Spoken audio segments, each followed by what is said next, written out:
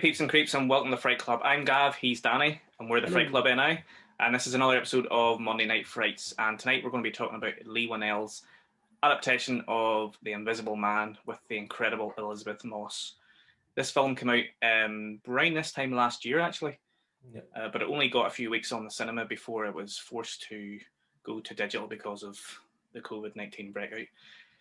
Before we even go further than that, I want to just say that this is our 10th episode of season 2.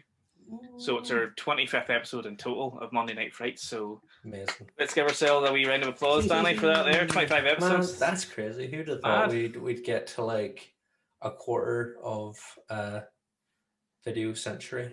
I know, quarter of a century, exactly. It's insane to think that we've managed to make this many, and even some of the content we have put out, like the Zoom or the host guys and D Wallace still blows my mind. Looking back at them, I'm just like, how did we pull off? And now here we are, 25 episodes later. Who'd have thunk it? Who'd have thunk it? I think we kind of had hoped that we'd at least be getting back to doing some screenings and stuff, but bloody COVID. And look what he did to this movie. Exactly. I reckon this movie could have probably done really well. I mean, we'll get into it. Like, I know you probably did do well more than it did do well, but it did very well. Done better. It could have probably done a lot better. A lot of movies, I think, and again, the sad thing I think you see at the minute, especially with over here, all the news that's coming out about cinemas and stuff, are they're basically having to reach out to the government for support because so many of this, especially the small cinemas, small local independents, are not going to survive.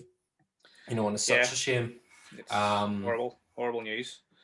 And we hope to God that this virus will at least calm down a little bit to the extent that cinemas and places like that can reopen safely. Obviously, that's the main agenda. It has to be safe for the public first and foremost. So we hope we get there soon enough. I haven't been to the cinema in God, no, I don't even think I hit the cinema last year. Maybe at the very start of the year. I can't remember. Honestly, can't remember the last time I was in the cinema. I think Una and I kind of jumped at any opportunity to get going to the cinema when there was kind of those gaps. In between. Because after the first lockdown, they were doing the 40th anniversary for Empire Strikes Back. So I was like, I'm going. I'd never seen Empire Strikes Back in cinema before, so I was like, I'm going to that. And then the last time, Una had a cinema voucher to use for movie house cinemas. So we went and seen Wonder Woman 84.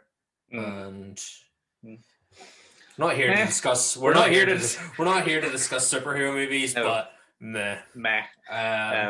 It was a horror in a different sense. I haven't seen it, and I haven't heard good stuff about it. So it's not as bad as people make out to be. It still wasn't powerful.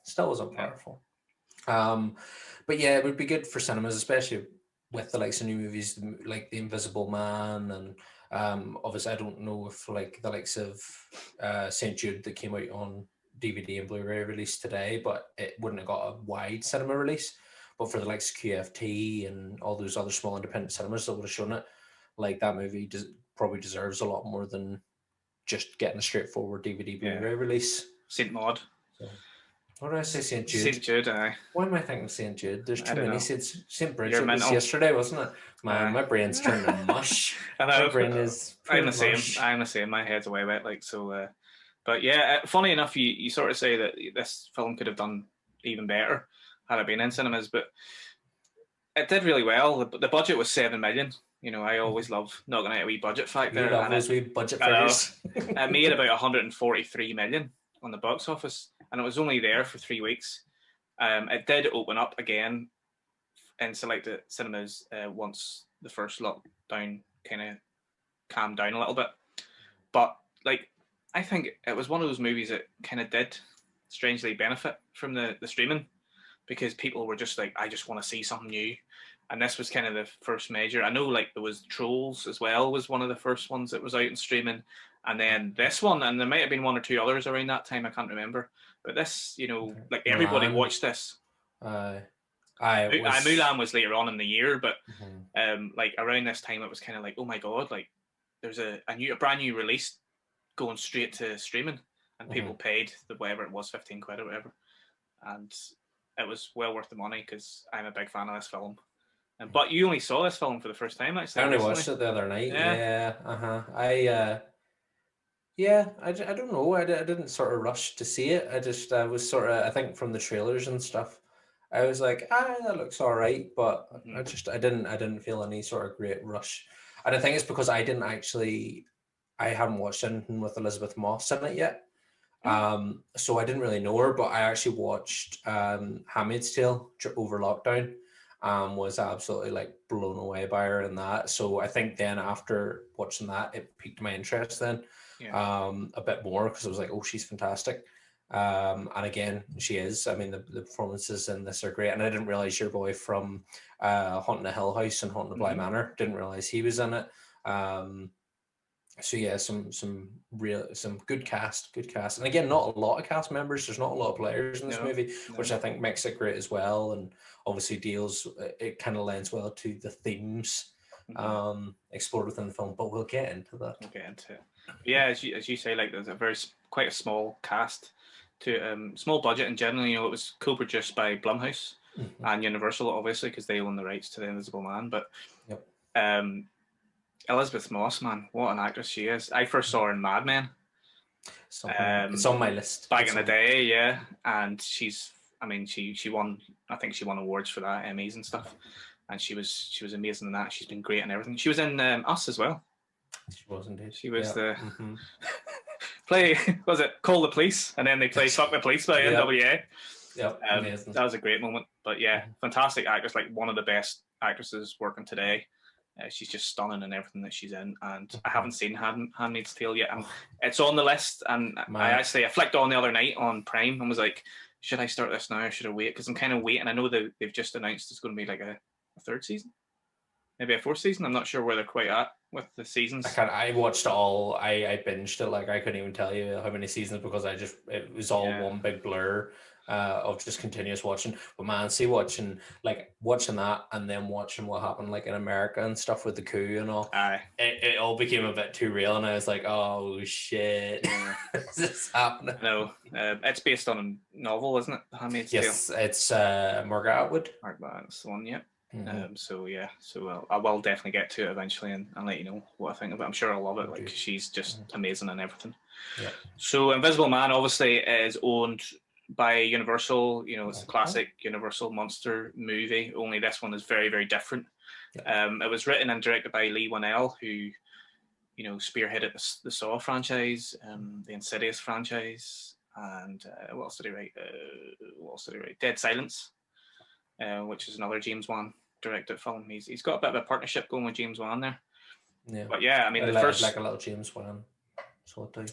Hmm, Those well, conjurings, them we'll conjurings. get we'll we've been talking about the Conjuring, and we're going to hopefully get to a Conjuring episode soon. I do love the first Saw movie, and Did you notice, just talking about Saw, did you notice the Billy the Puppet? in this, Yeah. fuck, I did not. If you Am wait I? till the very end, it's when there's the bit of the kind of car chase moment. Oh, okay. There's a bit in you'll see graffiti, and in the graffiti you see Billy the Puppet. Right then, So maybe. just a little Easter egg for No, just everyone. just when you say that, I remember seeing a screenshot somewhere about Billy the Puppet. But Mhm. yeah, I didn't pop into my head when I watched it the other day again.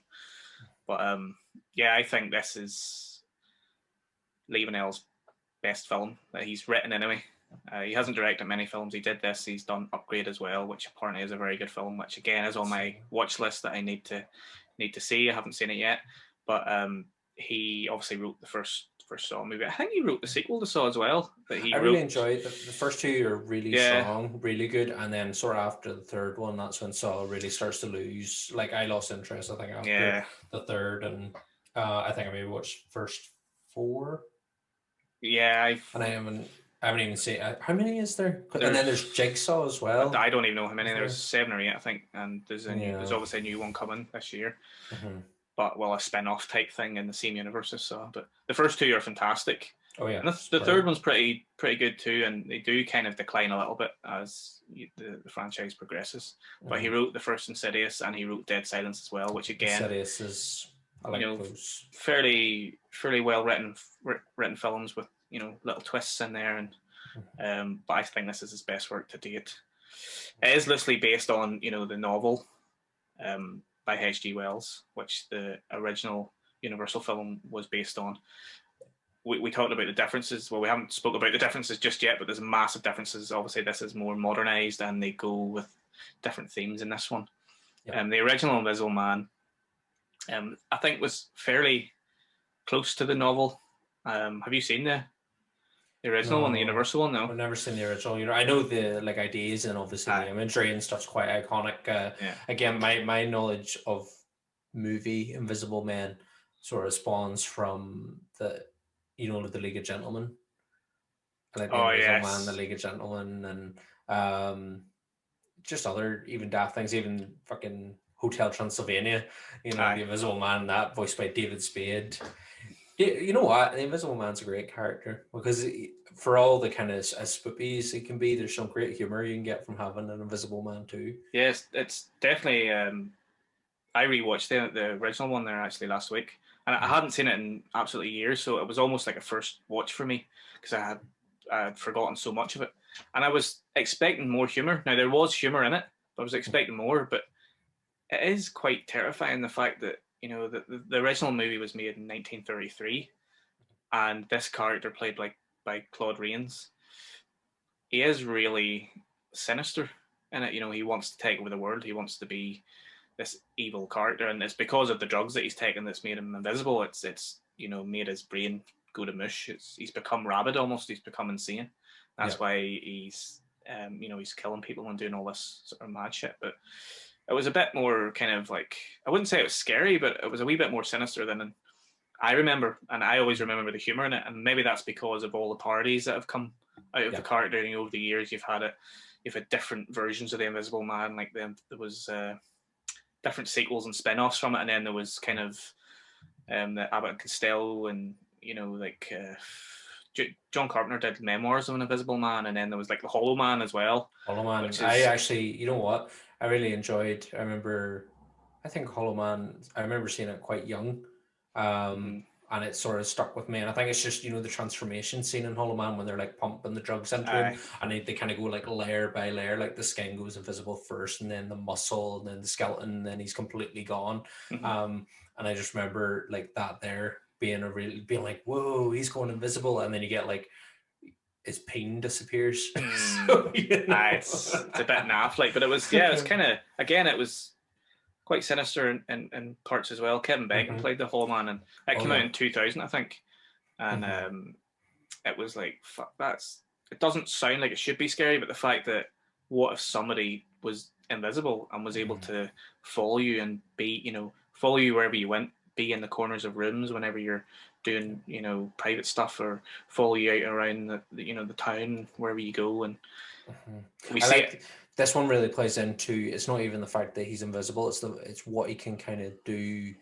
Because I think there's some stuff and happens in this, and you can be like, oh yeah, well he did that while he's invisible, but not really. Some of the stuff he gets up to, because he's a technical whiz, there's also like that aspect of it, like technical fears, like the fact that he's like messing with your email and stuff. I felt really played well into kind of like modern fear.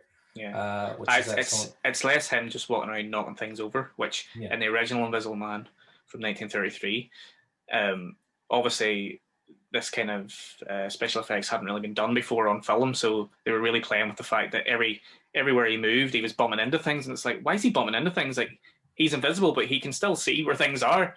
So in this really movie, they don't really do that a lot. I mean, they do it a little bit at the start because they're playing with her mind, and they're playing with the audience as well. And this film has been in development since 2006. So originally, Universal wanted to revamp the Dark Universe as it became known, and they wanted to remake or reboot all the classic monsters. And this was one of the first ones that they started developing. Eventually came in with the Wolfman, which was Benicio del Toro in 2010 with Anthony Hopkins as well and Emily Blunt, which is pretty decent. Like I didn't mind it. It's very gothic. It's very classic. And Rick Baker worked on the effects on that as well. And it was a decent movie. And then the next one was The Mummy, which came out in 4 years ago. The Tom Cruise one? Tom Cruise one, yeah. I didn't realize that was a reboot for Universal. It was, yeah. So Oh, the Wolfman was the first one, and then there was a big gap, and then I think almost when they were going with the Mummy, they were. I still want to say that the Wolfman was still part of that canon, and so they had intended on having, well, not the same actors, but I don't know, the same character or whatever.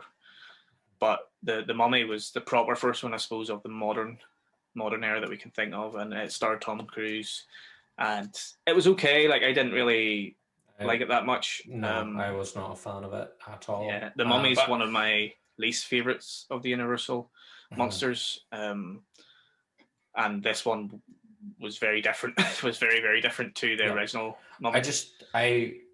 For me, the Mummy, I just immediately think of the Brandon Fraser franchise. Not a fan.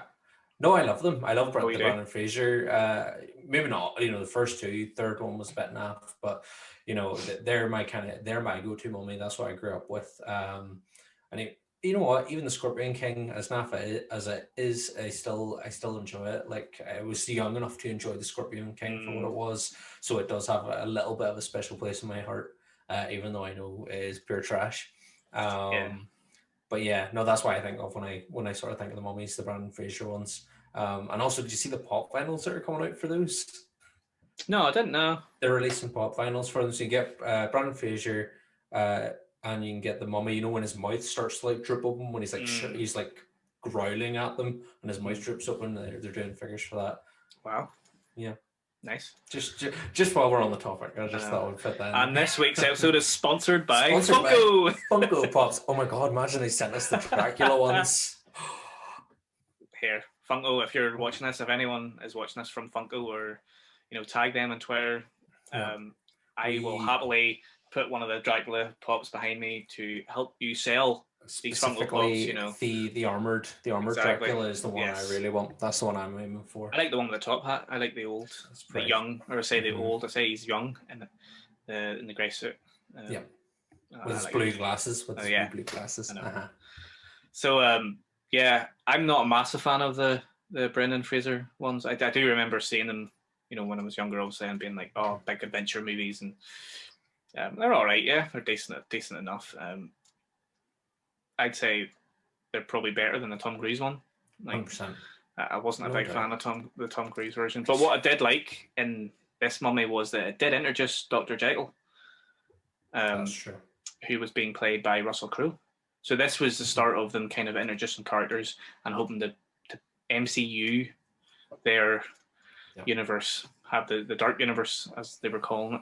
And you know what they should have just done? They should have just kept rolling with League of Gentlemen. Like, I think League of Gentlemen brought all those characters together great. And then they just kind of were like, meh. But again, I was young when League of Gentlemen came out, and I think that's why I enjoyed it. But looking back at it now, you're a bit like, it wasn't not great. Well, it was the reason why fucking Sean Connery retired from acting, apparently. It was the reason why Sean Connery retired from acting, and also that was based on the graphic novel as well. So, which are great graphic novels, I must say, but the movie isn't great. I've got the I have two of them. I don't know if there's more. I have two parts of them. So I'll throw them your way whenever we meet up. Eventually, when we can. If we meet up eventually, I miss you, mate. I know.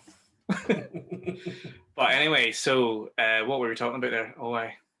The Invisible Man. That's what we're talking about. Yeah, we're talking about Universal Monsters. We were talking about Universal Monsters. Is Dracula Untold? That's nothing to do with that, or is that its own thing? Oh wait, yeah, you're right. I think Dracula Untold might have been.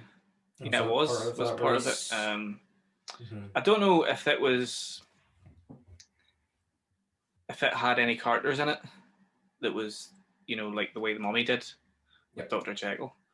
I'll have to go and rewatch. That was filmed in Belfast. Parts of it was filmed in Belfast. So I'll have to actually rewatch, or I'll have to watch it. I haven't watched Dracula Untold. It looks a bit shitty. It's on Netflix, I think. It doesn't look great, to be honest. No. But I mean, I love the old school Dracula. And I love Coppola's Dracula. Actually, the BBC series Dracula as well. Yeah. Really good. Some good adaptations. But that's the thing, I think, with any of the sort of Universal monsters, Universal, obviously, the original ones are kind of the they're the stereotype, they're the mark. Blueprint. And then they're the blueprint, and then everything else around that, you either get really good original adaptation, not always original, sometimes they are like your typical adaptations but just done really well, and then you get nice original stuff that kind of use that as a basis. And you're going to get that with anything. And I think, yeah, as you said, Invisible Man has its basis but does something completely new and very modern with it. And as you know, you said you really enjoyed it. I enjoyed it. I found getting distracted a wee bit during it, but I think it's just because when I and I were watching it, anytime the Invisible Man appeared, we automatically just started singing Queen, Invisible Man. You know, just anytime he appeared on screen, we'd just be like, I am the Invisible Man. Oh. Yeah, we couldn't help it. It was because, again, it's one of those things that just automatically, when you think of the Invisible, for me anyway, when I think of the Invisible Man is the Queen song. I can't help it. What a can't song, help man. it. And what a fucking band Queen were, like. I know. Yeah, great song. Classic song. But getting back to the actual movie chat, whenever it was being first developed, apparently David Goyer had written a script, which, you know, thankfully didn't make it. And then whenever The Mummy came out, or before The Mummy came out, and they actually finalised, right, we want to do this Dark Universe Marvel style, they cast all their characters, and apparently Johnny Depp was supposed to be playing the Invisible Man. I don't know if it was 100% official, signed on or anything like that, but he was the one that, you know, all the news sites were sharing that, oh, he's going to be the Invisible Man. And of course, that didn't happen because The Mummy did shite, and they went, here, let's just make movies. Let's stop trying to do the Marvel thing where we have a shared universe, because I'm not 100% sure if it would actually work, to be honest with you, because of the different timelines and different ways that they might want to adapt these monsters. It might not have worked. So I feel like that what they did was in their best interest, and just take each version of their monster and make different adaptations of it. And that's what they ended up doing with this. They would have just ended up doing League of Gentlemen otherwise, you know, if they'd rolled with that kind of MCU idea. It's inevitably what would have happened. You know. Let's make sure that if we talk about this, we call it the League of Extraordinary Gentlemen, because there might be a few people out there who might be all like, "Hello, Daves." Yeah, I know exactly. Oh, of course, extraordinary. Sorry, extraordinary. What's the? No, this is a local shop for local people. A local shop for local people. I know. There's probably people watching that going, "The fuck are they talking about Mark Gatiss and fucking Reece Shearsmith's TV show for?" League of Extraordinary Gentlemen. I do apologise. As I said at the start, my brain has officially melted and fallen out my ear hole. But then Mark Gatiss went on to make fucking Dracula, so there's a connection there somewhere. It all ties together. It all ties together. Definitely does. So yeah, the Mummy failed, and they decided to bend the Dark Universe, and then they started developing ideas for the other monsters, and Blumhouse, I think, got on board fairly quickly, because I was trying to find out information about this, and I think just Jason Blum's a big fan of the Invisible Man, and as you would, these are iconic monsters that will never die. They will always be around long after we're gone, and you know, he was obviously wanting to jump in there quickly before anyone else sort of kind of got in. And I was reading an interview with Leigh Whannell, and he was saying that Upgrade had come out and been quite successful, and he got a call to say, "Come in, we want to have a chat to you." And he was like, great, no bother. So he went in and had a chat to Jason Blum and some of the other producers from Universal. And he went in, and one of the first things they said was, we really enjoyed Upgrade. And then they just started talking about something else, and he was like, why am I here? And they were like, we want you to have a stab at the Invisible Man. And obviously, like, you know, somebody presents that to you, you're going to be like, oh my God, this could be an amazing opportunity to take a stab at the Universal monsters as well, you know. So, and obviously he worked on his script and his pitch and everything, and he came up with this pitch, which I think is fucking amazing. It really lends itself to today's issues, and he was able to modernize it so well that it felt like it was just part of this world, and it felt like he didn't go too techie with the suit and stuff, and he didn't go in the opposite direction where it's like a mad scientist. He kind of was able to just hit the nail right in the head perfectly, I think. It made it very real. It was, it's something that it's not very hard to believe that it could actually happen. I think that's what makes it scarier, is that, somebody with the money, and not even necessarily the know-how, if they had the money to hire people to produce the suit, I think that could be a horrifying reality. I think it's stuff like that there. I always find that some of the scariest movies are the ones that are too real. I think especially like war horror movies and stuff, the realities of like war. But in this case, it's obviously the realities of possessive natures and domestic abuse, and just technology, the fear of technology and how mankind can use technology. I think that's far scarier than any universal monster, But yeah, it's such a clever way of modernizing this fear. Yeah, I think that was the main pitch. I can't get inside his head, obviously. I was hoping he would come on for a chat, but he's a very, very busy man, so we'll get him on some season, as always. But I'm assuming that he went, right, what's the main thing of the Invisible Man? And it's all about fear. It's fear of the unknown. It's fear of not being able to see what's in front of you. And he tapped into that fear, and he modernized that fear for today's issues, as I said. And, yes, it addresses many themes that is very, very important in today's society. And these themes have always been important, but they're coming to the front of the queue now, and have been for the past few years. Especially on social media, the just simple bullying, calling out bullies, calling out abusers, domestic abusers, sexual abusers, gaslighting, themes of self-doubt and self-guilt. Those kind of themes are what is at the center of this film, and it works perfectly for the fear behind this monster. And man, I fucking loved this movie. The first time I watched it, I knew there was some social issues. Like I knew, obviously, with Elisabeth Moss playing the lead character, she's not the Invisible Man. So I knew it was about her trying to escape a relationship of some kind, a boyfriend or a husband. And that's really kind of all I knew. I didn't really know how deep they were going to go with the issues. And they really did go very, very deep with a lot of these issues. And we're going to get into it now. Oh yeah. Oh gosh. Oh yes. So so as we spoke about, Elisabeth Moss is the lead in this, and man, I think it's some of her best acting she's ever done. Powerful. There's certain scenes in this where I just can't comprehend how she got through them. Like I was watching an interview recently with her, and she was saying that she went to places that she didn't know she could go in terms of her acting ability, and she had to try and portray fear in her face where she didn't know she could do that with her muscles in her face. Like she just physically didn't know that could happen, and she went to places that she didn't think she could go. And it's stunning acting, and I really hope that she gets a lot of awards this award season. I don't know how this award season is going to work, but I really hope that she gets the plaudits that she deserves. Definitely deserves to be acknowledged in some form. It is, as you say, just the fact that even as well she's acting to nothing.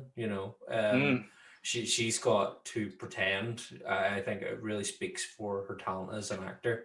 The fact that she was able to portray that the absolute stone cold fear of an invisible pursuer.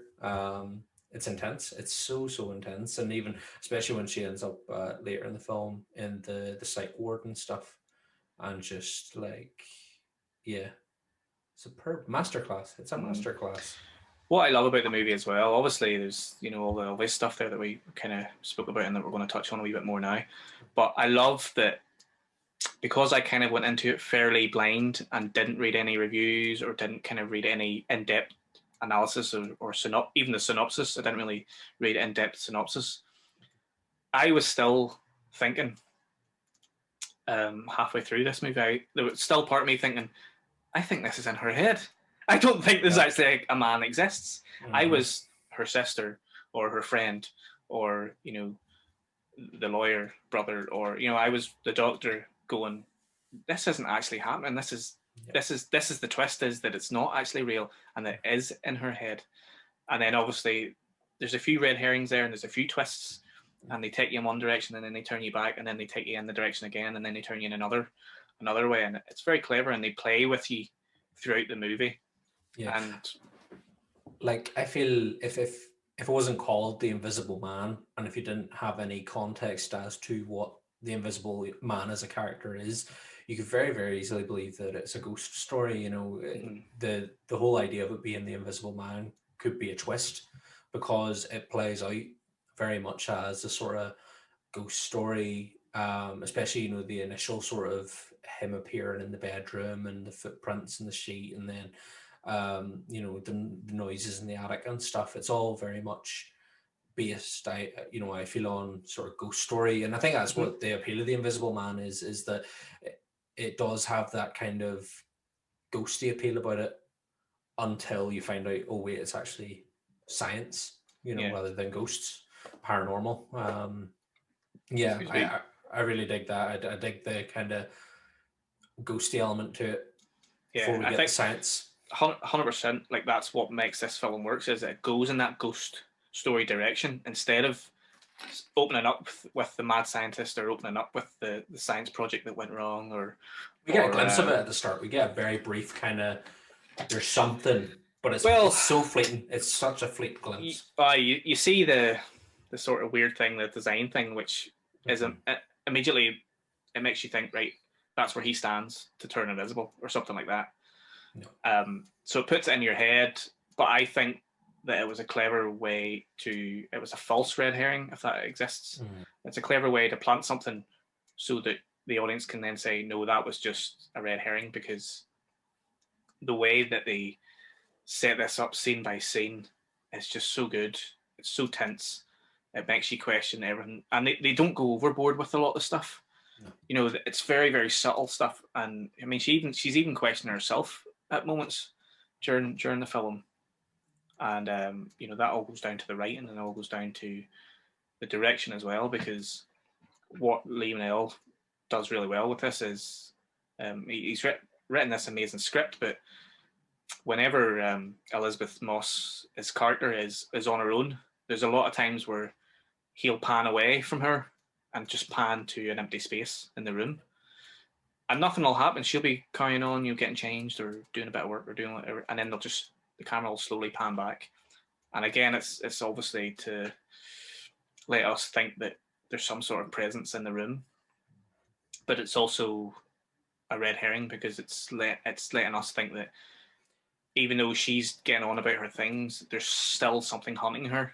Yeah. Now, whether it's a physical invisible man being, or whether it's a mental issue in her own head that she can't overcome, it instills that sense of paranoia in the audience that she feels in her head. You know, we don't know if anybody's there, and even though she's not distracted by it in that moment, we're meant to almost be looking out for her. But in that, we get the paranoia instilled in us by looking at these spaces, by being shown these spaces of nothing. It's like a scare. It's like a jump scare without actually giving you a jump scare. It's letting us know that something's there, or it could be there, and something might happen, but it doesn't actually happen. For the most part, it doesn't happen. And there's really only one jump scare in this whole film, maybe two. There's a few scenes that are like, holy shit, but there's only one proper jump scare. There's one proper one, and it's just it gets you, man. It completely. It knocks the wind clean out of you. Like, it honestly does. I think I'm thinking of the other one. I think you're thinking of a different one. But that scene that you're thinking of, I think, is like, that's even better than a jump scare. It's like, what the fuck? But we'll get to that because we're getting to it very soon. Yeah. So, just to sum up, Elisabeth Moss plays Cecilia, who is in an abusive relationship. She escapes it, and she goes to live with her best friend, who is a cop, and his daughter, who she's obviously very close with. And it's her sister that helps her escape the mansion. It's a weird mansion on top of a cliff, and it's her boyfriend's played by the guy from The Haunting of Hill House. I can't remember his name. I've written him down here. What's his name? Oh my god, I can't see it. Anyway, he's very good in this. Yeah, he's very good. I mean, Hill House and all, and Bly Manor. He's fantastic in both of those. One second, let's see if I can get up here. Oh, that's what she said. Yeah, he's brilliant. And the house is Oliver Jackson Cohen. That's the one. Oliver Jackson Cohen. Yes, he's a fantastic actor, and I mean, in this, he doesn't actually. We don't see him a while lot. No. We don't get to see him a while lot, and we don't actually hear him a while, because that's the thing. I think with this Invisible Man, that's great too. He doesn't actually speak a while. Most of his communication is via email or text or through his lawyer brother, and but when we do get to see him, he's very good. He's creepy. He's very, very creepy. He's just got that look when he gets the proper, and you see it in Bly Manor, just when the head kind of goes down and his eyes are kind of shadowed by his brow, and he just gets this real creepy, intense look. But again, when he's not doing that, when he's being charming and the head goes up, then he can switch it on, which works so well for this character. So he plays her boyfriend, Adrian Griffin, he's described as a world leader in optic engineering. Optic engineering. Yes. So the opening scene is obviously her escaping from this mansion and his ego palace. His ego palace, and you see his kind of workplace where there's all these crazy machines and stuff, and you're like, what the fuck's going on here? But it's very clean. It's very Patrick Bateman. It's there's lots of whites in the basement or in the workplace part at the bottom of the building, but at the top of the building it's mostly glass. Yeah. So it's kind of ironic. I love the opening of this, and I love that it kind of plays on an Invisible Man stereotype. The opening credits are the waves crashing on rocks, but as the water splashes up over the rocks, it reveals the opening credits. That's cool. Again, I love that because again, it's such a cliche for the Invisible Man is soaking the Invisible Man in water. You'll kind of see him for a minute. So I really actually with that opening, I was like, nice. I know. But I love that the bed, the framing of the bedroom. Anytime you see that bedroom in the film, it's like the bed, and then there's kind of like two supporting beams either side of the bed, and it just frames the scene so nice with the big glass. And beyond that, then you see the sea, and you get the sound of the ocean as she's like sneaking around the place. Oh, I love that. I thought it's a great opening scene. It's a fantastic opening sequence. It lasts about 10 minutes or so, but sets the whole film up perfectly. And I thought it was ironic that his whole house has got like windows. So like he's the Invisible Man, but he's constantly visible to people on the outside. Although nobody can really see his house because it's kind of built in a big compound, and later on you see he's got like a security wall that she jumps over and stuff, so it's very, very contained, and it's very much protected from the outside world. Or I would say more so it's like a prison, essentially, is what we're trying to get her. And he keeps it. He wants to keep all his stuff in, but it's that includes her and even the doggo. I know, Zeus. Well, once we get Zeus, yeah. Oh man, see when she takes the electric collar off him, I was so happy. I know, so happy for Zeus, because again, shows how possessive he is. He's that possessive that he wants to control a dog's natural ability to bark. Exactly, and she eventually obviously does escape, but we get a couple of cool wee things like the dog collar, and we get the fact that the opening scene, whenever she actually crawls out of the bed, he's got his arm around her, so it's sort of saying that even when he's sleeping, that he still has control over her body as such. But of course he's drugged at this point with diazepam, and it plays a very important role later on in the film. But she runs through the compound, she jumps over the security wall, she runs away, and then you see that light coming on, and obviously we know that he's awake. It's just his butt. Was this his button ups against the car? Oh, Sure, when she's taking the collar That's off. what it is. I was trying to think, what is it that wakens him? But it's the car alarm. You're So right. the car alarm goes off when Zeus sort of backs up, bumps into it, and then runs off. It's nice that we get to see Zeus again later on, but at the same time, I was like, oh, I wish he'd got away. I wish he'd got away. I know. Well, he obviously gets away eventually in the end, but so straight away we know abusive relationship. She's escaping it. She runs down. She meets her sister in the car, who's her getaway driver, and even her sister's asking her what the hell's going on. So we know that her sister doesn't know that the relationship's abusive. She gets into the car, and then eventually we see Adrian coming down, and he's smashing the window, and it's quite violent and scary. And then they drive off into the sunset. So that sets up the whole film perfectly. And it's just a really good setup for the whole movie, really. And I think the small details, like her sister question her, you know, what's going on, and she's just like, just go, and he's like, no, tell me what's going on, what's happening. So she has no idea what's been going on, which is, you know, a common thing in these sort of abusive relationships, that, you know, people just assume that they see from the outside, and they just assume that this couple are a perfect couple, and they don't know what's actually going on behind closed doors.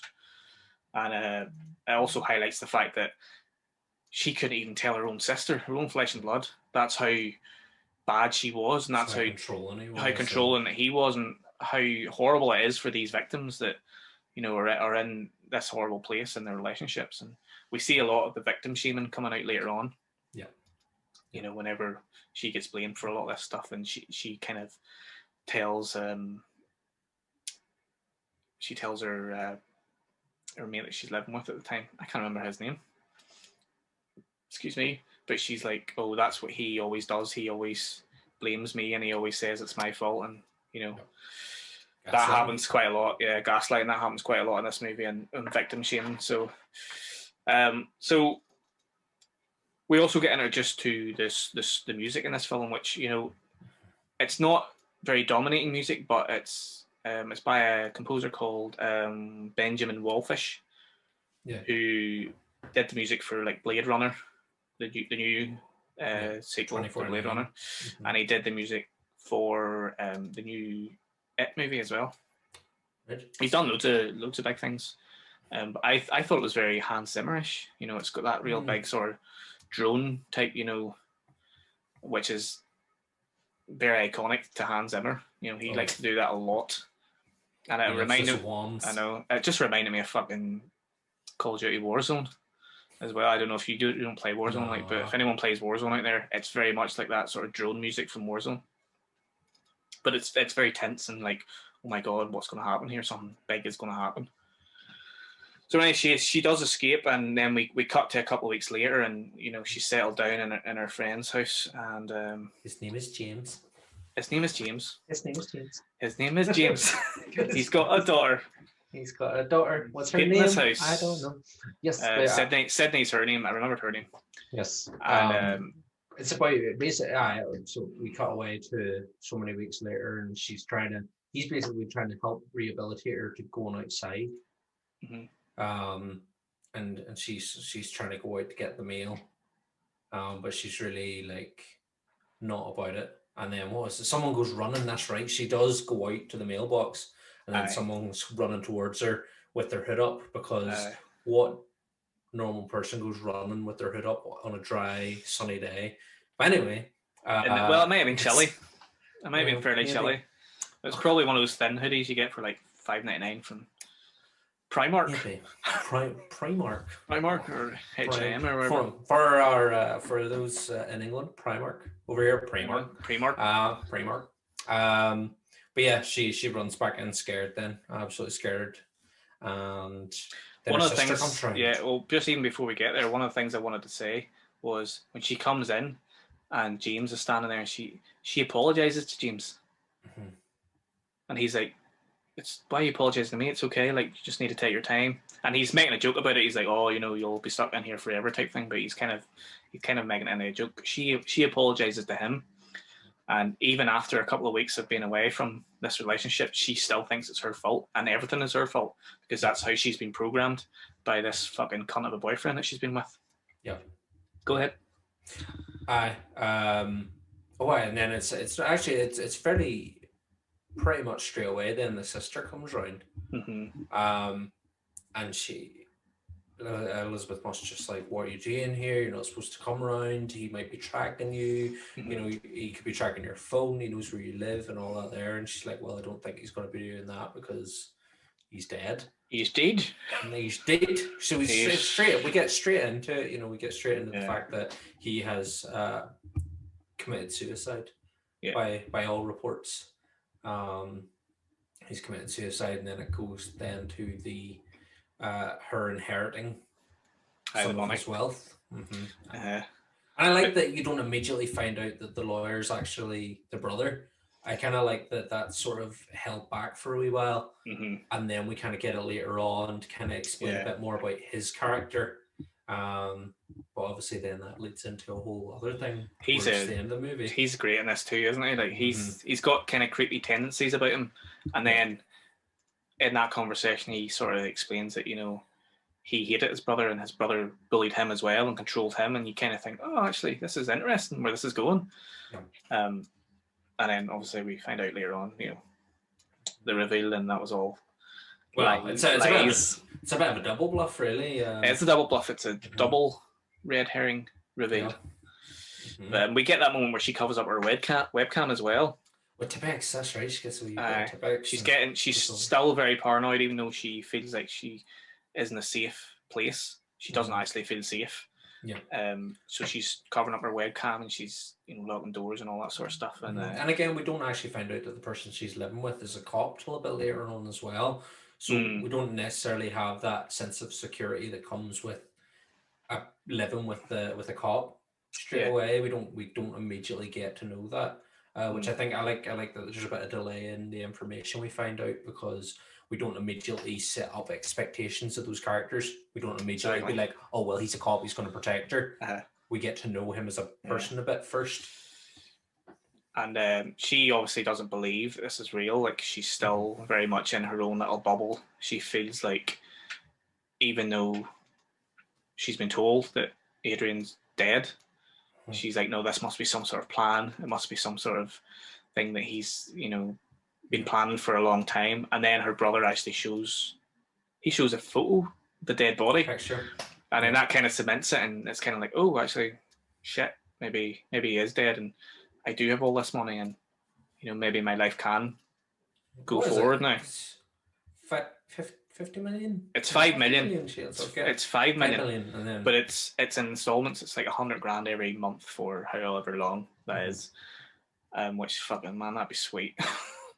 That would be so sweet. Imagine getting 100 G's every month. Gotta get those sponsors in. Funko, go buy some Funkos. What was the other sponsor we had? Hit the money. Audible. But to be fair, would you want? Oh, Audible. Yeah, that was one of our early ones. We tried so hard. I'm still listening to Audible. We reached their hand out. Audible. I know. Audible.com. And nothing. I've received nothing. I know. But I mean, it's one of those things. Would you want the money if you had to go through that? Well, funny, this was a question. You know, this was a question that I had when we rewatched it there the other day. Was she hated this guy? She hated him. She tried to get away from him. He controlled her. Blah blah blah blah blah. But she does accept the money, and I started thinking, is that a bit, you know? Would she not just want to say, oh, I want to cut ties with him completely? And then I thought, oh, you know what, fuck it. Nothing to do. He's fucking dead. He's controlled her life. He's, you know, completely controlled her whole life for the past couple of years that they've been together. And we find out later on how much he's actually controlled her life.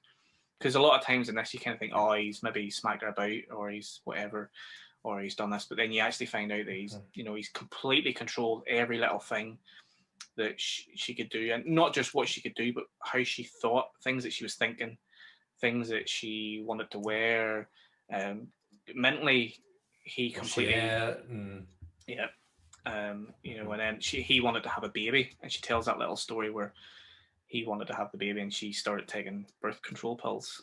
So that's how far it had gotten to, and then she basically tells her sister and James that he, you know, he smacked her about, but he potentially could have raped her at some point as well. She doesn't explicitly say that, but she sort of leans towards that she was. And I kind of appreciate in this movie that they didn't explicitly go with any sort of rape stuff. Like obviously there's the bit later on about like baby and stuff, about, you know, pregnant and the child's his and all, but that they didn't feel the need to kind of show any of that. I feel like other filmmakers maybe would have been like, oh well, we're gonna have this, like, we're gonna have this scene and it's going to be for dramatic effect, but it's all implied. Yeah. There was no need to show us it.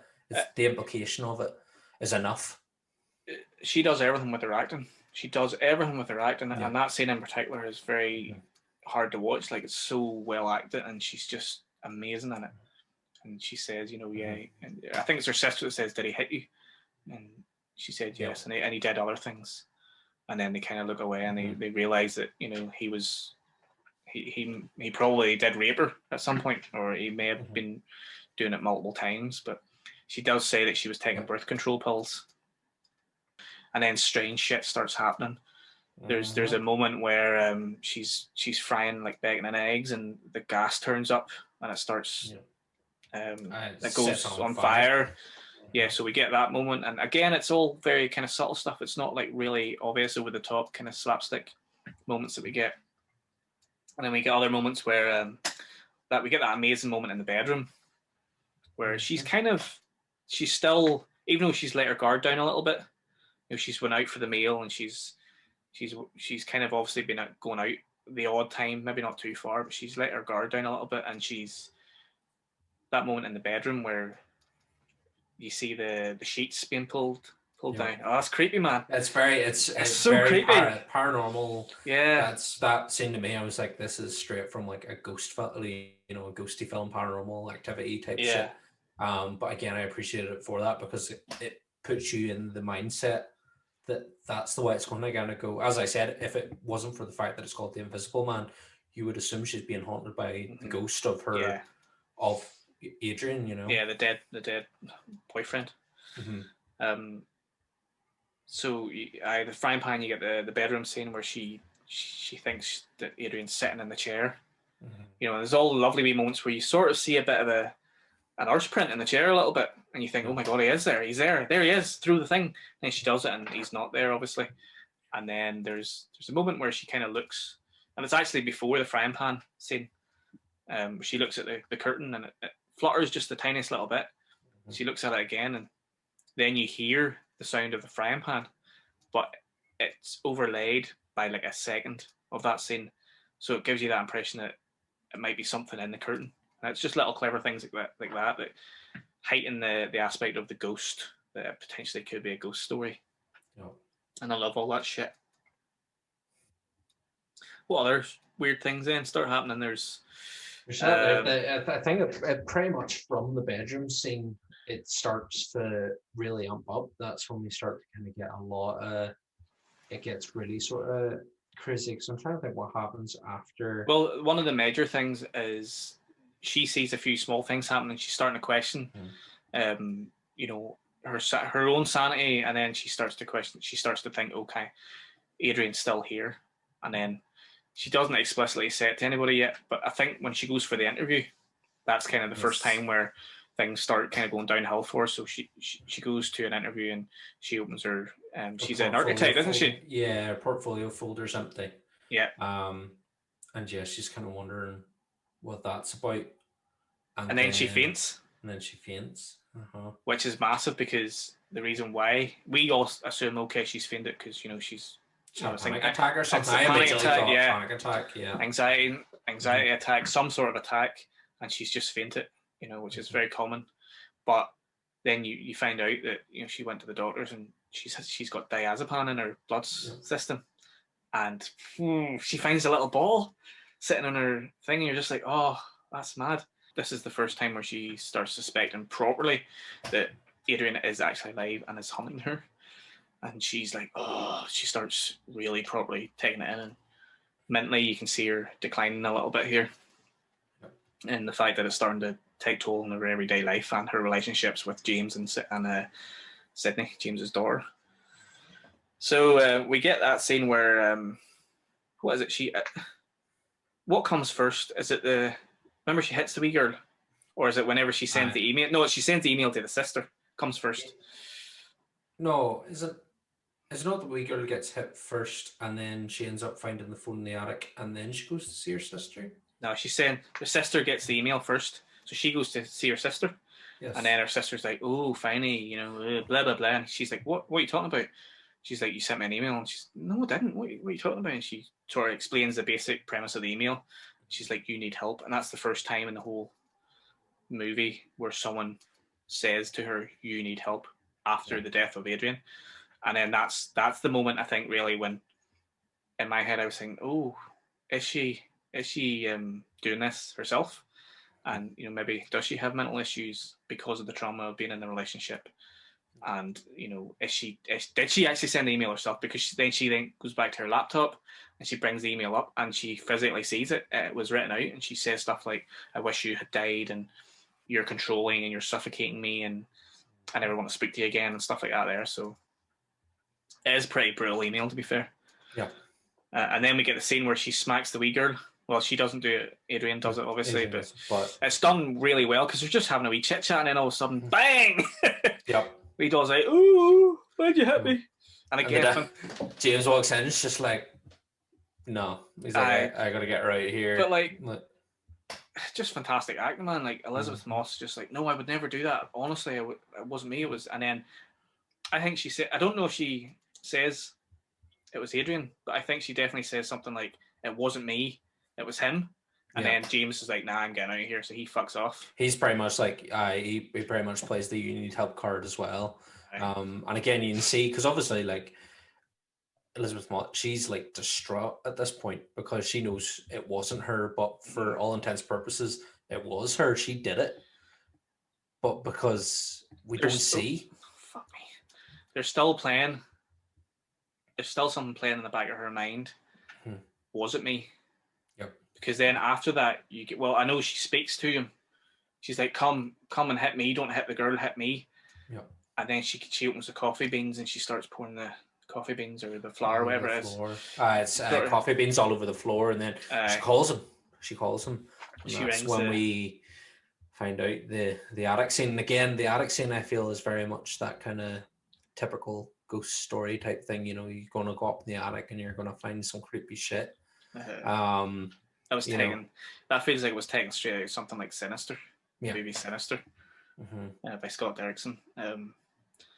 Just really reminiscent of that, the slow creep up the ladder, the slow into the attic, and then you see, there's a little bit of light in the corner here and there. She's got her torch or whatever. She rings his phone, and then she finds his phone. His phone. Sitting there, and she finds the knife. There's the knife. Knife's in the plastic bag. The knife is in like a plastic bag. Yeah. And there is the phone. And then all her work. There's her work that was stolen. Portfolio. Yes, her portfolio's sitting. And then she gets the text message then. She gets a text message, which is just surprise. And that's... Which again plays a big bit. But that's what gives him away. Important later on. Yeah, that's what gives him away later on. But that scene, and then we get, the first jump scare, or really, I think the only jump scare of the movie is whenever she peeps down. It's connecting to her now. That's 100% Adrian's behind this, and we now think, okay, Adrian's behind this. But again, there's still a little thing there thinking, okay, we see what's happening here, but it doesn't necessarily mean that this is actually happening. It could be other things happening, or somebody else could be behind it, or maybe she's done this herself, and maybe she's got some sort of split personality, or we don't know 100% yet. And then you get that moment where it finally... You see the honeycomb demon. You see the honeycomb demon where she smacks the paint. She's just about to go down the ladder, and she looks out the attic down onto the floor, and she smacks the paint over his head. And it's just like, ooh! And fuck me, it's scary. I knew it was happening, but I still jumped, and Janine shit herself. Like, yeah, she was just like, fuck off! And I was just looking at her on the sofa, and she was just like, ooh! And then she shouted at me because... Should have told her. It's okay. But I knew it was happening, and I was like, "Look, that's the only major jump scare in the whole movie. Don't worry about the rest of it, you know, it's creepy bits, but it's nothing major jumping that comes out later. Yeah. But that's kind of the first time where we do see get him. confirmation that there's some sort of figure. And then again, you still don't really know. It's kind of the wee circly. Yeah, you see, it's like honeycomb pattern with like wee circles. And anybody who's got, is it trichophobia, the fear of like clustered holes? Triphobia, and Janine actually has that. Oh well, to look at that, you'd probably, I dare say, people will probably have a bit of a reaction to seeing that suit. Well, there's a worse bit later on when you actually see the suit up close. How it works, yeah. Yeah, whenever the wee all the wee lenses, cameras, and she was like, she had to turn away. That was the worst part of the whole film for her. Triphobia, I think it's called. Dirty technology. Dirty technology. Dirty bastards. So we finally get the confirmation that it's a guy hunting her, and we assume it's Adrian. And then it's not long after that where she goes down, and we get that awesome fight scene where, you know, we have the actual physicality where he beats the shit out of her, and you know, that's kind of the only scene in the whole. Well, we get it a little bit later on in the hospital as well, but you know, that's kind of the scene everyone waits for. It's the physicality scene, the sort of almost like slapstick comedy scene. Yeah, fighting your cells. There's nothing funny about it, obviously, but it's brutal in this, and I think that's, you know, it's the difference. It's the difference in how it's acted. You know, the likes of Jim Carrey fighting himself in Liar Liar. It's funny because it's just really over the top. Whereas in this, you can hear and see the punches and the drags, and the physicality is completely different. Quite realistic. You know, maybe apart from the part where he throws her the whole way down the table.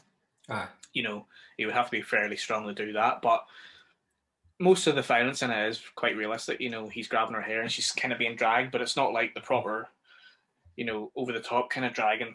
It's not paranormal dragging. It's not like being dragged off by some. She's trying to fight back. You know, she's slapping him and stuff, and then she eventually hits him with a plate or something, or a knife or something, and then he pisses off, and she finally realizes that she has to kind of do this on her own. She has to kind of fight back, and then isn't that when she finally goes back to the house for the first time? Yes, she goes back and finds the suit. She finds the suit, and then it's completely revealed that, you know, it's a suit that this guy's using, and that's when we get the wee lenses that come out, and we get nice close-ups of how it all works, and you know, the lens are obviously taking in the surroundings and turning it into a composite image that covers and disguises the wearer, but then she hides it in. I think it's meant to be that she's hiding the evidence in her like wee cubby hole in the wardrobe. She slips it in there, which again, I assumed anyway watching it that she was putting it there so that she could go back later with police or whatever and be like, I have the evidence here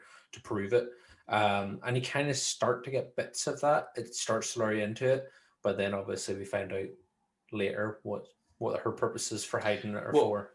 Was that the plan all along? I don't know if it was definitely the plan.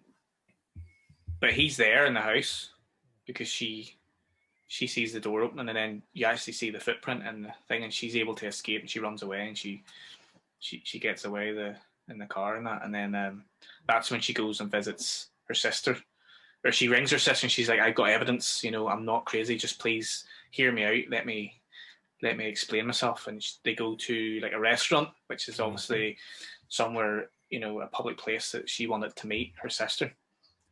And the sister's kind of coming around. She's a bit of a bitch to the waiter, to be honest. I was like, here, man, this guy's on fucking probably minimum wage, and he's just doing his job, and you're being a bit of a dick to him. Like, just chill out, like. Yep. But he brings them water and all, and she's like, yeah, she's listening, you know, Cecilia's trying to explain. And then just straight away we kind of see that reaction scene where her sister, and I love that they did it as a reaction scene rather than showing the knife straight away, but you see the sister looking off and you're thinking, what the fuck she's looking at? And then you pan back to Celia, or you cut to Celia, and you see the knife behind her and then it just shroom right across the throat. Fucking knocked the wind out of me, man. Yeah. That absolutely did not see that come. As you say, having the kind of reaction to it first, you're like, oh, what's he up to? You think it's going to be like something in the back. In the distance, yeah. Or, like some shimmery image of like him being covered in rain or something, you know, a typical Invisible Man thing. But then just to have that quickly across her throat, I think, and then I were both just kind of like, what the fuck? I know. Fantastic. What a well executed scene. I was just waiting for that moment because I can't wait for Janine to see this. And she was kind of holding the thing up, and she was kind of like, she was pretending to do a wee bit of work at the same time. She was watching it at the same time, and I was just looking at her thinking, wait till she sees this scene. And I'd actually forgotten it happened so quickly. I felt like maybe there was a wee bit more of build up to it, but I think it works when there's no build up. Snaps, absolutely snaps, and it's amazing for it. And it just, the knife goes into her hand, and then one of the other people in the restaurant sees her, and obviously she gets taken down by police and she gets dragged away, and she gets sedated at the hospital. So she's arrested. She's taken to like an institution of some kind. It's not an asylum. It's like a hospital. I suppose like a wing of a hospital. And she gets sedated and she gets put in a white room, and we get that wee quick scene just before all this starts really kicking off in the hospital, where she's screaming at the corner. She's like, "He's there! I can see him!" And even at that point, I was still thinking, fuck, we've had the fight scene. Obviously, we know there is somebody, but there's, if you're working in a hospital and someone's screaming that, like, what is your reaction? You're going to just sedate the person, like, and it's fucking brilliant acting and such a great little scene.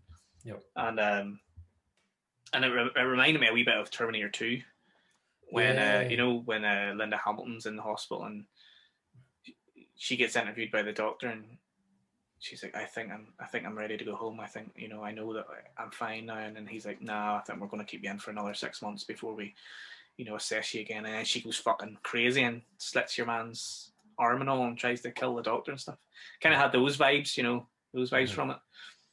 But she starts fighting back now. So she gets confirmation from her brother.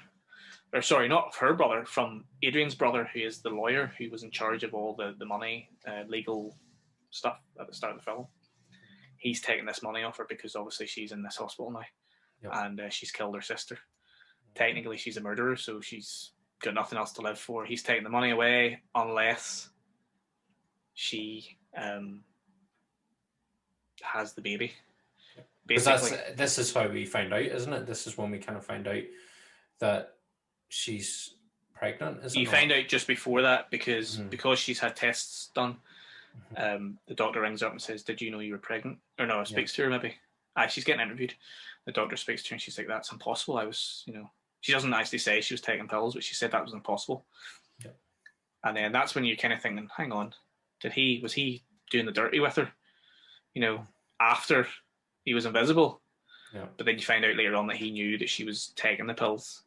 And he obviously swapped them out at some point because she says something like it would have had to happen about a month ago because she was only about a month in. So this is kind of like 2 weeks after she leaves him is when he commits suicide, or they're about 2 weeks after. So there was a few weeks before she left that they obviously had sex and she wasn't on the pills or whatever. So we get that awesome scene where the brother reveals that he knows, that Adrian is alive and that he wants to have the baby.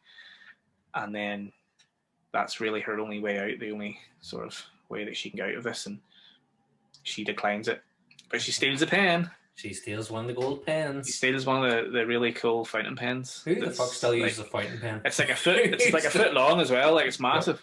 But obviously she's going to. She takes that blue tack as well. Because that's what I was wondering when she takes the pen. I was kind of like, okay, fair enough. She's going to take a pen because she'll use it for something. But then she takes the blue tack as well. And at the time, I was like, what's with the blue tack? But obviously, then we see later on why she needs the blue tack. She sticks the pen to the back of the door with the sort of sharp in the groove. And then she knows that he's going to be in the room with her, so she.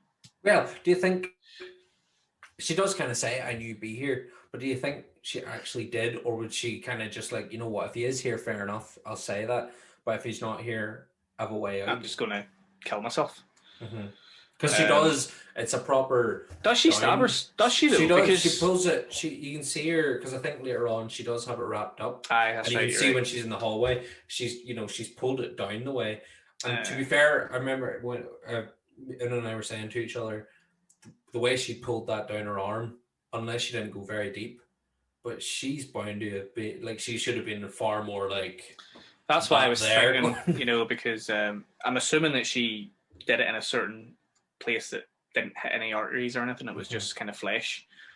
Yeah. And he reveals himself to her because he tries to stop her because he obviously wants to have the child, and then she fucking stabs him. The fuck with a pen right in the shoulder. You big bastard. It's class, and that's the first moment where you're like, oh yeah, go on, no, go on, you girl, go on, you girl, go on, fighting back. Strong female character fighting back, and then basically is the end of the film is within sight. You can see that because he's revealed himself to her, and then she's revealed the suit because it starts blinking now. Yeah. He's basically he isn't invisible anymore. Yeah. And he crawls out and he has to fight the guards and stuff. And again, it reminded me of Terminator 2 as well. Walking up the wards and fighting the guards, and some really cool scenes there happening with some of the guards. And great adventure. I like the snappiness of it. It's all I think it's all done really well in terms of how it's all very quick, and you kind of get these cool moments of, well, where is he going to come from? And then it kind of you think it's going to go one way, but then it turns out he's actually behind the person and stuff. I really like that. I like that it's not obvious. It's a nice moment as well, because you finally, for the first time in the whole film, you kind of go, finally, other people see this guy, and she's kind of free to a certain extent, in the sense that she can now, they have to kind of believe her that something's happening anyway. And then it's just a nice moment. And there's also a very nice simple moment where the guards call her by her name. They're like, Cecilia, calm down. Like, just turn behind you, standing right over your shoulder. And that was kind of a nice moment. Then she obviously runs out after him. He goes off, and it's raining. Obviously it's raining outside because rain, reveal. We have a soggy invisible man. I know. And he potentially could have killed her, but he doesn't want to do that, and he says to her, you need to let me get away with this. You need to let it go, because I won't kill you, but I'll kill everyone that you love. And he mentions James' daughter, or I'll kill the girl or something, he says. So obviously he's going after her, and then she gets in touch with James and stuff, and then we cut back to their house, and the wee girl fucking maces him, because earlier on it showed you her with the can of mace, and fair play to her, like, because she just kind of wakens up and she obviously feels that there's something there, and she just sprays him. And then there's a bit of a fight scene with James, and James is getting his pan beaten. Yep. And then he's getting abs like that there. It's a bit sort of brutal, It was, and again, you don't actually see the suit seems to have stopped glitching at that point. So again, you're getting that nice, wonderful physicality of someone fighting nothing from James, and that it's the acting and the directing for that must have been powerful, because the performances are so genuine. It's fantastic acting from everyone. The whole cast are amazing in this, and you see bits of the glitchy suit, but it's less frequent. And then obviously it looks like he's maybe potentially going to kill James or whatever. We're not really sure, but then Elisabeth Moss, the character Cecilia, comes in with the fucking fire extinguisher, and obviously shows him up, and then boom, shoots him. And then we get that amazing reveal of it being the brother. Yep. So that there absolutely blew me away, man. Absolutely blew me away. And then I was kind of thinking about it after. I was like, fair enough, because it's obviously a secure facility, and yes, Adrian's all tech wizardy and stuff, but his brother was already in there. So was it his brother the whole time? I thought that was such a clever, another clever twist, because they could have easily just been like, oh, that's Adrian, and blah, blah, whatever, it's ending this way. But then they went for an extra twist with the whole brother, because the brother's in on it anyway. We know that the brother's in on it. And the fact that it kind of cuts back to the fact that they then find Adrian's body. He's alive, obviously, but he's been tied up. He's been stored in the basement of his house or whatever. And he's been beaten up and stuff, and he's like tied to the pipes or something. Yeah. And the whole story is that the brother did this He's been up to it the whole time. Fact He's been Adrian's death, yeah. He's been manipulating the whole situation from even before his death and stuff. Yeah, that's the whole.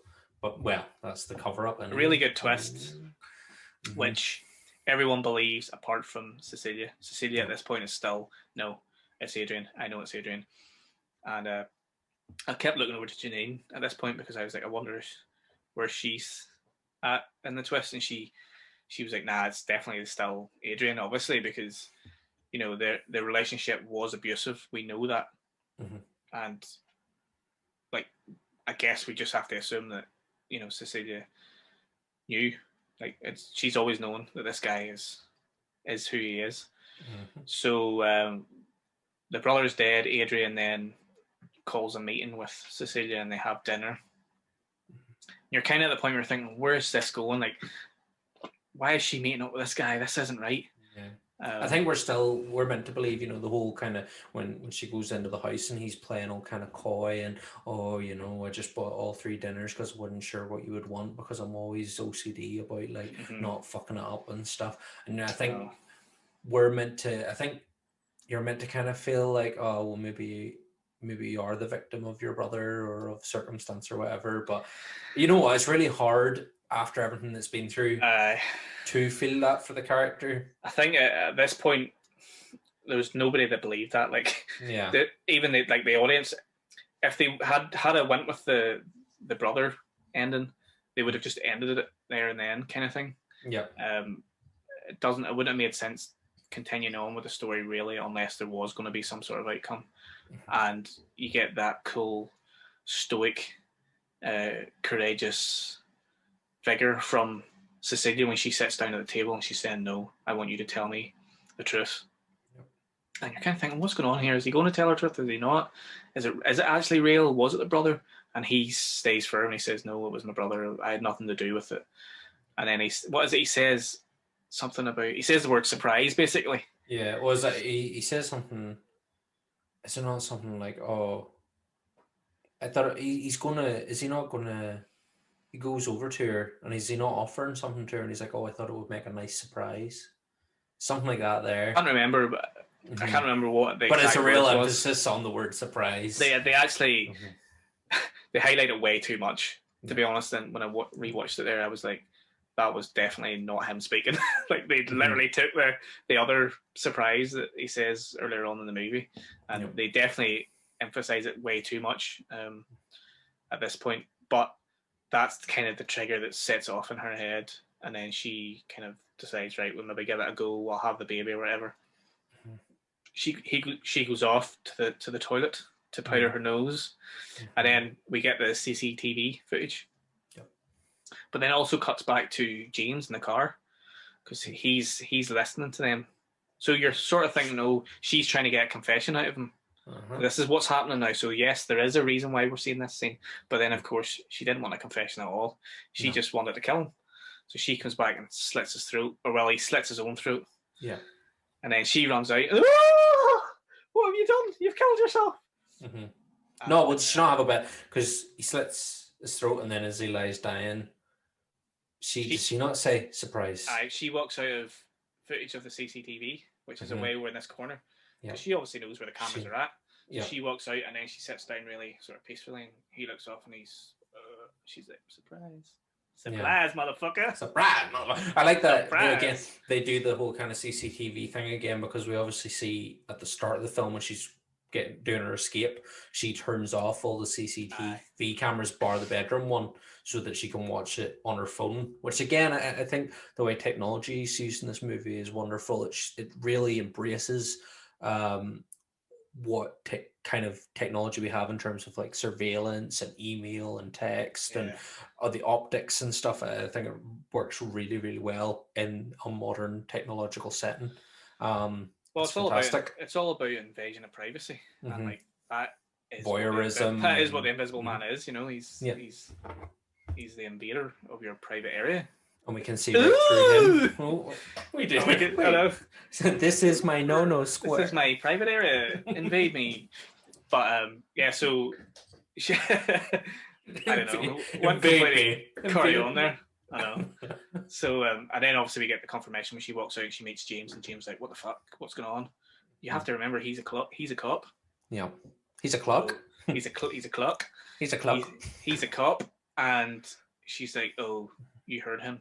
He was like, "Yeah, I heard him." And he sees the fucking suit in her bag, and then like, why would you not just zip it up? She's got the bag zipped open, and the suit's just there, and you're just like, why did you just not zip it up, love? Because she's a badass bitch that needs no need to explain her actions. You're right. She wants James to know that she went in and fucking killed him because she's sick of men treating her like shit. And fucking fair play to her. Now, do you think they'll do an Invisible Man 2 Invisible Woman? Well, actually, there is an Invisible Woman that's been confirmed.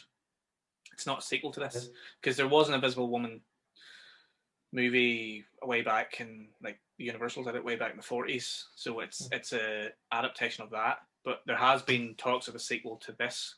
Leigh Whannell has said that he has been working on a script. I don't know how far along they are, if it's definitely confirmed. I know that it's kind of just stuff that they've talked about in interviews, you know, because reporters are asking them about it. Yeah, it ends in such a way that, you know, you could see it happen. What happens with the suit after the film, you know? Well, I'd imagine that there's other suits, you know, like there's multiple suits. Because you have to think, you know, Adrian obviously, he's used the technology for his own selfish means, but from a business perspective, it's probably been developed for military use. So we're going to get to see some of that action. I hope they don't. We're going to get military suits. I really hope they don't do the whole, this is, they're weaponizing this, because that happens too often in movies. Keep it contained, keep it small. That's why this movie worked, because it was so small. I think if they go too big, it's just going to ruin the whole vibe to it. So they could do a sequel. I mean, I think Elisabeth Moss said that, you know, if fans want it, she would be up for doing a sequel to it. And I know, like I said, I'd read somewhere that Whannell's writing a script, or at least working on a pitch or an idea for it. So it'd be interesting to see. I don't mind if they don't do a sequel. I think it stands up as being a standalone movie. I'd love to see a sequel, as long as it's, you know, again, Whannell that's writing and directing it, and they get Elisabeth Moss back, and they stay to that same sort of tone that they do in this one, because it works really well. Yeah. So, thumbs up from you now, Danny? Oh, yeah. I enjoyed it. I did enjoy it. I don't know if I enjoyed it as much. I think, it sounds like it was maybe one of your top films for last year. Aye, definitely was. But yeah, no, I really enjoyed it. As I said, really powerful acting. I just think it was my own brain that took me out of it, because I just kept singing Invisible Man the whole way through it. Anytime he was on screen, I know. I am the Invisible Man. See right through me. I know. Well, what can you do, man? It's a great song, like, so. What can you do? No, I really enjoyed it. I loved watching it again, especially with Janine, because I loved seeing her reactions to those two particular scenes: the jump scare in the basement or in the attic, and then the scene in the restaurant, which was restaurant unreal. Scene is such, I loved it. I absolutely love that scene. That scene definitely for me was one. I love it when you get a scene that just knocks the wind out of you. Yeah, and that definitely 100% is a knock the wind out of you scene. Definitely. So, that's us done for this week's episode of The Invisible Man. As always, drop your comments in the comments section. Let us know what you think of the movie.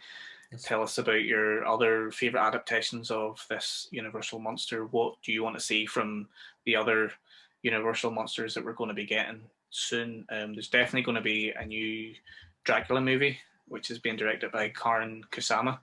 And there's definitely going to be a Wolfman movie as well. Ryan Gosling's involved in that. And I think they've confirmed Bride of Frankenstein and Frankenstein, but I don't know if it's 100% been confirmed yet. I know there's been heavy rumours. Always bringing it back to Frankenstein. Every time. Always bringing it back to Frankenstein, Always bringing it back to Frankenstein. And I want to say that they're playing with another not Dracula, but playing with an idea of Renfield as well. Like a film just based on him. Not just as a side character in the Dracula story, but that would be interesting as well. I would like to see a Jekyll and Hyde. I like the story of Dr. Jekyll and Mr. Hyde. I love that whole idea of like duality of man and id and ego and that sort of thing. So the uncanny. I would like to see something with Dr. Jekyll and Mr. Hyde. Hopefully they'll do them all. I know they've kind of been talking about. I don't think they'll touch the mummy, but the creature from the Black Lagoon. I don't know how they'll do that. I'll be interested to see where they go with these monsters, but bring it on. I think you could do a real nice sort of like climate environment film, Creature from the Black Lagoon, something that plays on that notion. I think could work really well, but again, you have to get somebody who would do it justice and not just preach at us. And as always, get Guillermo del Toro to direct them all. He loves them fishmen. He loves the fishmen. He loves a bit of Frankenstein as well. So he does. Oh, imagine. I know. Imagine they did actually do a big team-up movie of them all, and they had Del Toro directing. Actually, you know what? League of Extraordinary Gentlemen, but Del Toro's take. He could be like the sort of supervisor of them all. You know, like he could be the Kevin Feige of. I know. Of Universal Monsters. Here, see if that happens. We called it first. Man. We called it first. Definitely not happening. But if it does happen, we want that. We want a wee Universal, you listening? You listening, Universal? Universal, definitely. So anyway, that's it for this week again. Fuck me. We've gone on way longer than I thought we would talk about The Invisible Man. But anyway, you know, it was one of those movies that we just had to talk about for that long. Hopefully you can join us next week, next Monday at 9 p.m. as always. Stay safe. Take care. Until then, all the best, guys. Bye.